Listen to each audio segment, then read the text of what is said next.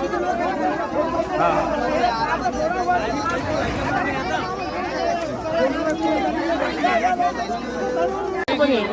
Driver कुठे?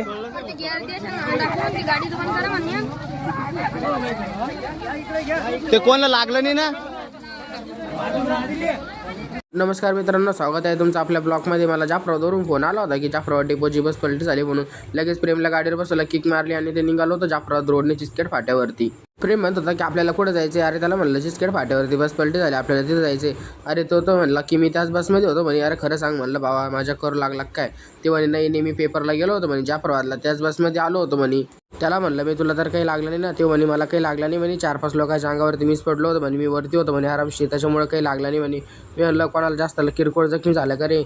तो म्हणला की 1-2 म्हाताऱ्या झाल्या म्हणे, म्हातारे होते म्हणे, तेच खाली दबले होते म्हणे. हे बघा मित्रांनो, तुम्ही समोर बघू शकता जाफराबादची मानव विकास बस आहे. ते ड्रायव्हर कुठे?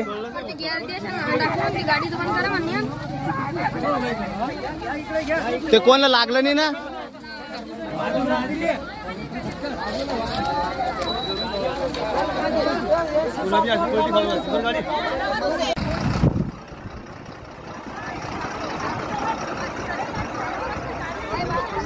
हा थांबा मी लावतो सगळ्यात.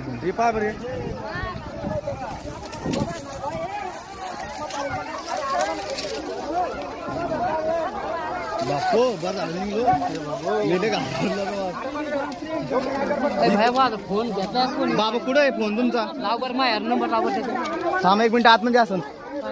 हे साड्या ते घ्या लवकर. लावकर फोन. जाऊ पाहतो नाही. बाबा आधार कार्ड आहे.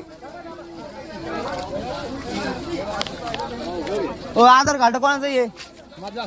97 भाई. जाफराबाद डेपोला मी ट्रेनिंगमध्ये असताना या बसचं मी स्वतः काम केलेलं आहे मित्रांनो. बघू शकता मित्रांनो तुम्ही बस किती भयंकर पलटी झालेली आहे. चला तुम्हाला पूर्ण गाडी दाखवून देतो मित्रांनो. ही साईडला आपल्या खेड्यागावामध्ये याला बाराशी म्हणतात, तर सिटीमध्ये काय म्हणतात मला नाही माहीत, पण ही बाराशी खणलेली होती ना, त्याच्यामुळे साईडला मुरुम टाकलेला होता.